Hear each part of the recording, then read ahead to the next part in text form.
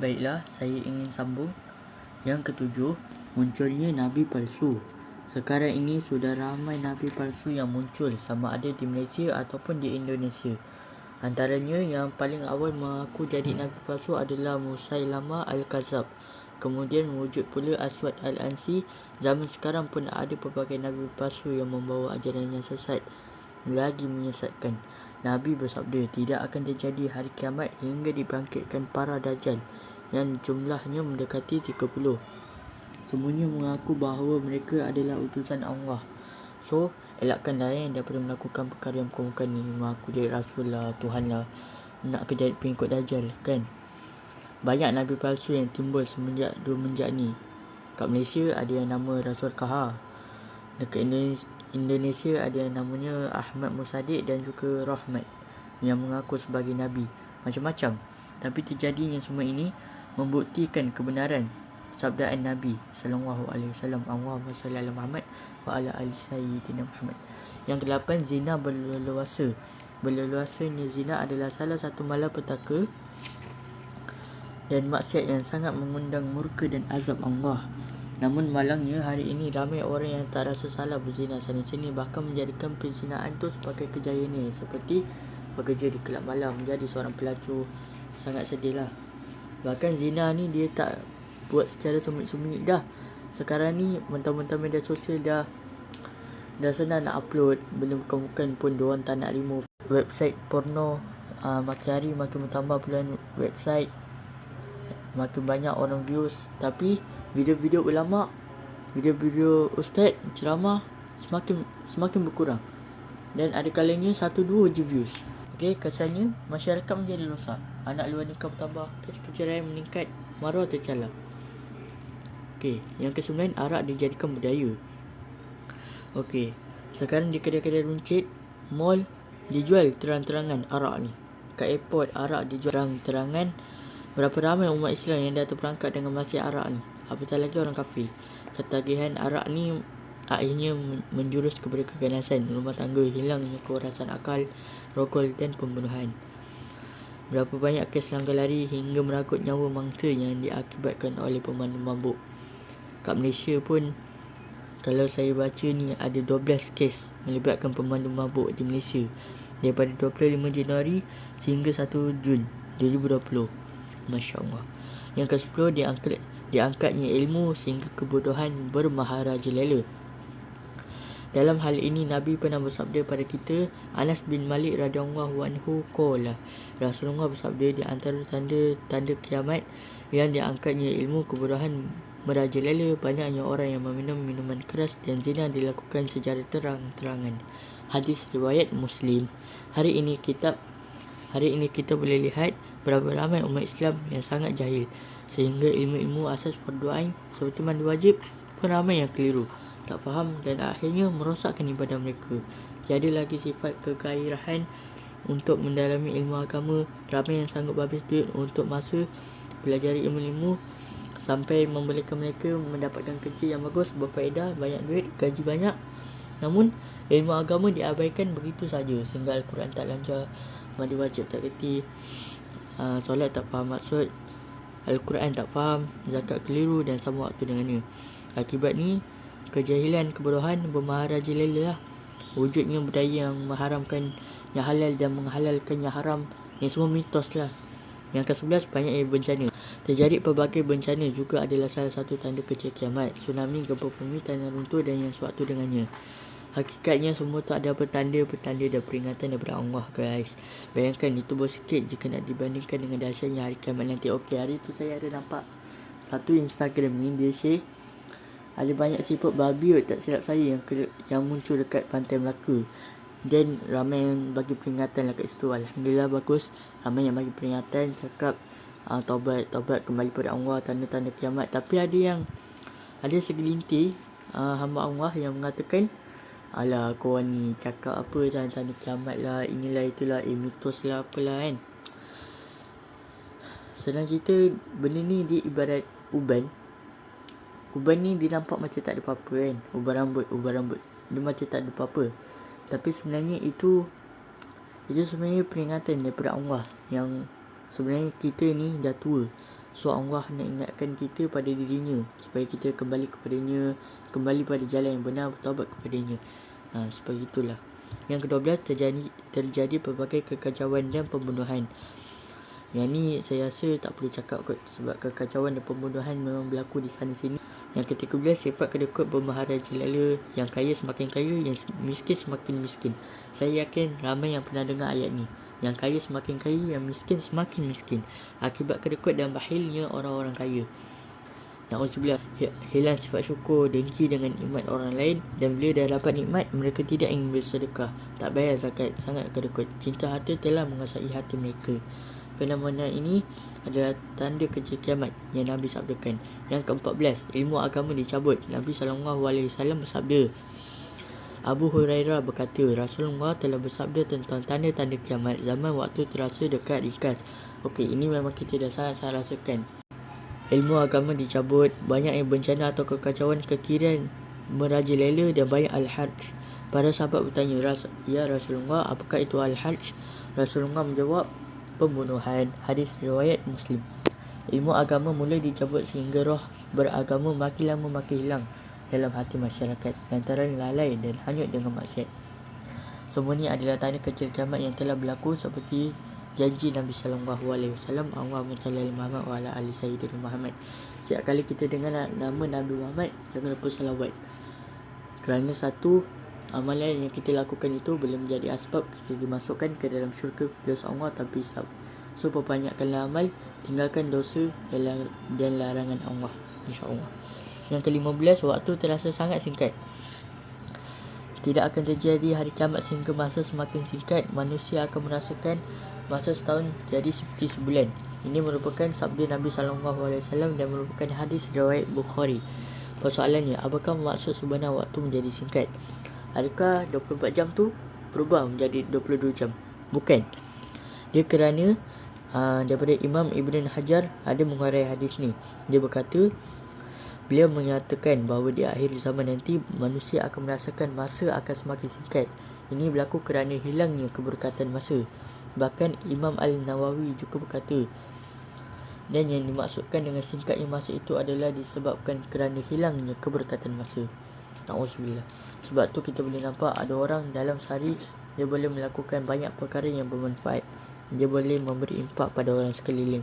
Namun ada orang dia selalu merungut, tak cukup masa, tak sampai ini, tak sampai itu. Kenapa? Kerana hilangnya keberkatan masa. Kenapa hilangnya keberkatan masa? Akibat terlalu banyak membuang masa dengan perkara yang tidak berfaedah.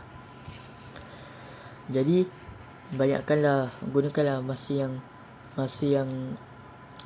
yang terluang itu untuk melakukan amal ibadah, insya-Allah. Yang ke-16, berleluasanya riba. Nabi SAW bersabda dari Abu Hurairah radhiyallahu anhu qala, Rasulullah bersabda, benar-benar akan datang kepada manusia satu zaman di mana tidak ada seorang pun di antara mereka kecuali memakan harta riba. Setidaknya ia terkena debunya. Hadis riwayat Abu Daud, Ibnu Majah dan Ibnu Majah. Zaman ini riba seakan dah menjadi wajib lantaran terlalu berluasanya.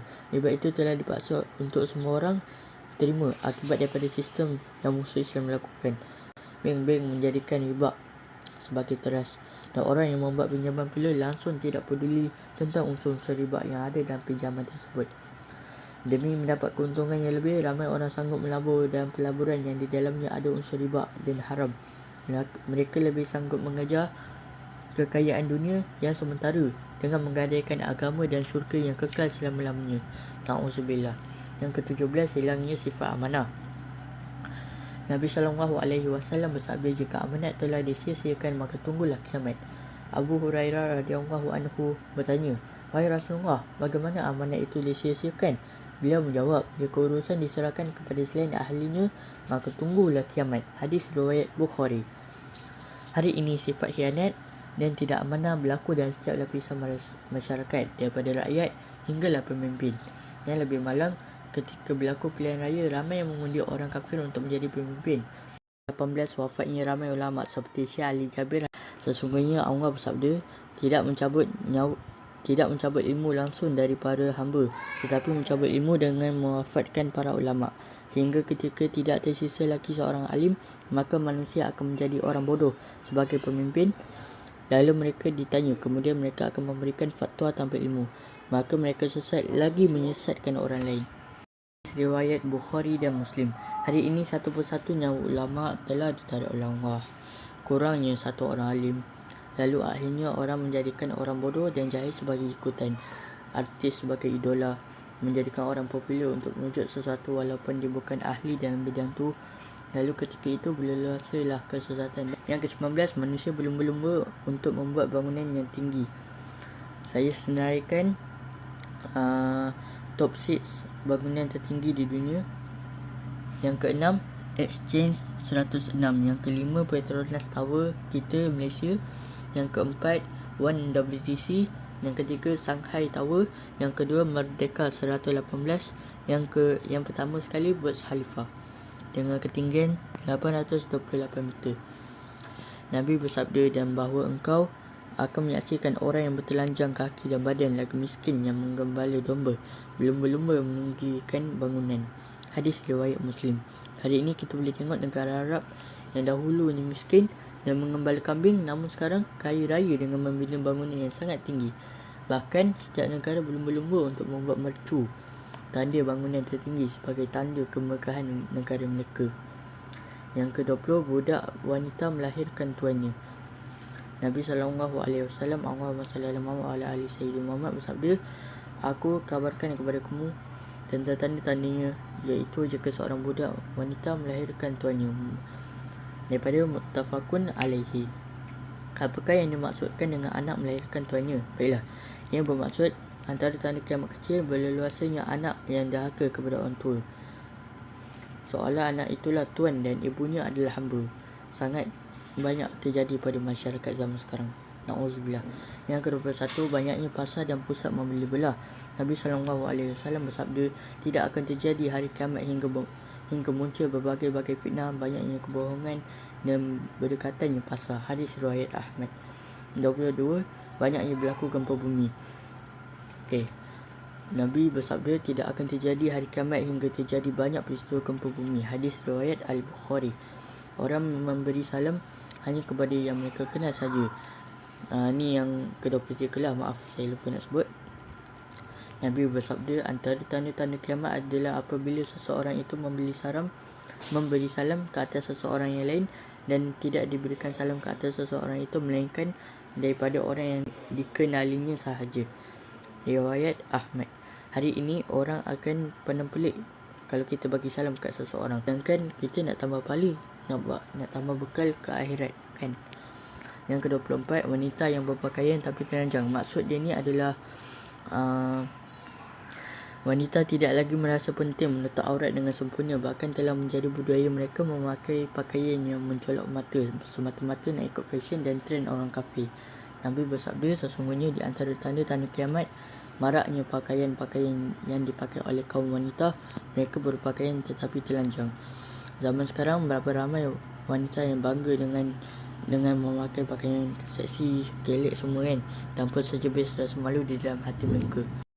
Mereka rasa seperti lagi dia orang buat macam tu, lagi diangkat, lagi dimuliakan, sedangkan tanpa mereka sedar mereka sedang menghina diri mereka sendiri. Yang ke-25, berleluasanya hiburan yang haram seperti disko. Nabi SAW bersabda, akan datang pada umatku beberapa kaum yang menghalalkan zina, kham itu adalah minuman keras, dan alat muzik, dan sungguh akan menetap beberapa kaum di sisi gunung, di mana para pengembala akan datang kepada mereka dengan membawa gembalaannya, datang kepada mereka yakni si fakir untuk sebuah keperluan. Lalu mereka berkata, kembalilah kepada kami esok hari. Kemudian Allah menghancurkan mereka pada malam hari, menghancurkan gunung dan mengubah sebagian mereka menjadi kera dan babi sampai hari kiamat. Hadis riwayat Bukhari. Dalam hal ini ada beberapa pandangan ulama tentang hukum bermain alat muzik. Ada yang kata haram, ada yang kata harus dengan bersyarat. Antara syaratnya adalah lirik atau nyanyian lagu tersebut tidak unsur lucah, tiada unsur lucah. Lirik atau nyanyian atau video tersebut tiada unsur syirik, tiada unsur harap, tiada unsur aurat didedahkan, tiada unsur pergaulan bebas, tiada unsur yang boleh menimbulkan fitnah, seperti liriknya yang mendorong pada cinta dunia, cinta ajnabi dan yang suatu dengannya. Gaya penampilan penyanyi mestilah menepati syarak, tidak keterlaluan dalam berhibur sehingga obses walaupun kepada penasyid, apatah lagi kepada artis yang kafir. Lirik atau nyanyian atau video tersebut tiada unsur persendakan agama. So ini adalah syarat-syarat yang perlu dipatuhi oleh sang penyanyi ataupun yang mendengarkan nyanyian. Namun malang sekali hari ini orang lalai dengan muzik sehingga mengagungkan artis hafal semua lagu, tapi Al-Quran satu juzuk pun tak nak hafal. Tak nak meningkatkan hafalan, lebih kenal artis dari Nabi. Konsert bercampur lelaki dan perempuan, aurat didedahkan dan macam-macam lagi. Yang ke-26, berlumba-lumba menghiasi masjid namun tidak memakmurkannya. Okey, saya bagi contoh.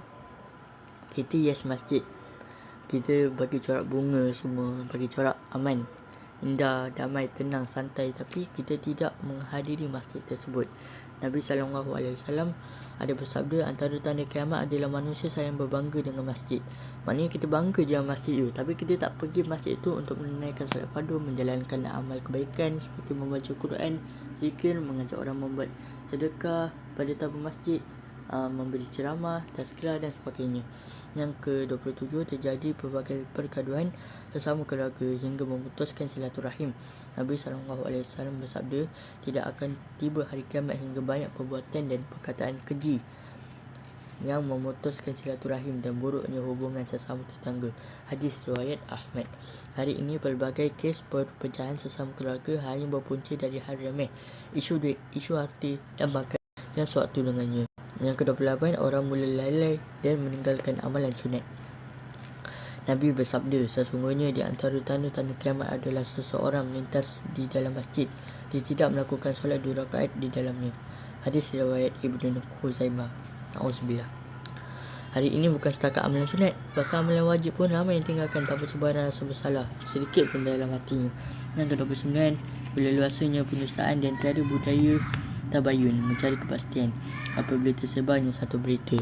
Nabi ada bersabda, akan ada sekelompok manusia di akhir umatku yang akan berbicara kepada kalian dengan sesuatu yang tidak pernah kalian dengar sebelumnya, tidak pula oleh bapa kalian, maka berhati-hati, hindarilah mereka agar tidak menimpakan fitnah kepada kalian. Di zaman media sosial ini, fitnah sangat senang untuk berlaku, semakin menjadi-jadi. Terus share, dimaki Ahmun, ditoma sana sini, sedangkan ianya terkadang belum mendapat kepastian ataupun sebarang bukti lagi. Na'udzubillah. Yang ke-30, banyaknya persaksian palsu dan menyembunyikan persaksian yang benar. Ini seperti fitnah yang saya sudah terangkan tadi, harap semua dah boleh faham lah. Tetapi saya ingin menyampaikan satu sabda Nabi, sesungguhnya menjelang datangnya kiamat akan banyak persaksian palsu dan menyembunyikan persaksian yang benar. Hadis riwayat Ahmad. Yang ke-31, terjadi banyak kematian mendadak. Kematian mendadak dan meningkat setiap hari. Pes, kemalangan, sakit, wabak, peperangan dan sebagainya. Ini juga hakikat adalah salah satu tanda kecil kiamat. Yang ke-32, mengharapkan kematian kerana terlalu banyak ujian. Tidak akan tiba hari kiamat hingga seorang melewati kubur seseorang lalu dia berkata, andai kata aku ada di tempatnya. Hadis riwayat Bukhari. Baiklah, di sini saya nak menyatakan apakah hukum andai kita meminta kematian. Para ulama menjelaskan ada beberapa hukum dalam hal meminta kematian. Yang pertama, haram seseorang itu meminta mati sekiranya musibah yang berlaku pada dirinya adalah musibah yang berkaitan dengan dunia. Contoh, sakit kemiskinan, kehilangan orang tersayang, kemalangan, kehilangan harta benda dan yang suatu dengannya. Dalam hal ini, Nabi ada bersabda, janganlah seseorang mengharapkan kematian dan janganlah berdoa meminta mati sebelum datang waktunya. Hadis riwayat Muslim. Kenapa ianya diharamkan? Pertama, kerana perbuatan meminta kematian itu adalah tanda bahawa kita tidak reda dengan ujian dan takdir yang Allah berikan. Padahal ujian yang Allah berikan itu adalah untuk kebaikan diri kita sendiri, seperti menambah pahala kita dan menghapuskan dosa kita. Yang kedua, kesabaran itu akan menjadi asbab dirinya diampuni Allah, dinaikkan darjat, diberi pahala dan dijanjikan syurga. Dan lagi satu, bersabar itu pahalanya adalah infinity. Yang ketiga, kerana perbuatan meminta doa itu tidak mendatangkan apa kebaikan, bahkan ditakuti kerana ia akan mendatangkan keburukan. Boleh jadi kalau kita mati tak sempat bertaubat atau tidak cukup amal. Nabi SAW juga ada bersabda, janganlah seseorang mengharapkan kematian dan janganlah minta mati sebelum datang waktunya. Kerana orang mati itu amalnya akan terputus, sedangkan umur seorang mukmin tidaklah bertambah melainkan akan menambah kebaikan. Hadis riwayat Muslim. Rasulullah juga bersabda, janganlah salah seorang di antara kalian mengharapkan kematian. Jika dia orang baik, semoga saja boleh menambah amal kebaikannya, dan jika dia orang yang buruk akhlaknya, semoga dia boleh bertaubat. Hadis riwayat Bukhari.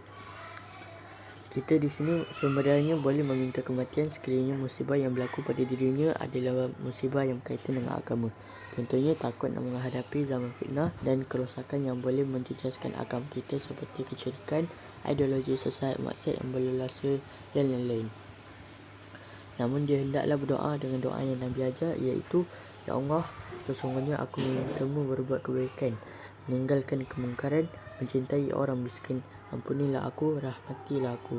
Bila engkau menghendaki fitnah pada hamba-Mu, wafatkanlah aku dalam keadaan tidak terkena fitnah. Antara doa lain yang boleh diamalkan, Ya Allah, dengan ilmu gaib-Mu dan kekuasaan-Mu atas seluruh makhluk, hidupkanlah aku jika engkau mengetahui bahawa kehidupan itu baik untukku, dan wafatkanlah aku jika kematian itu lebih baik untukku.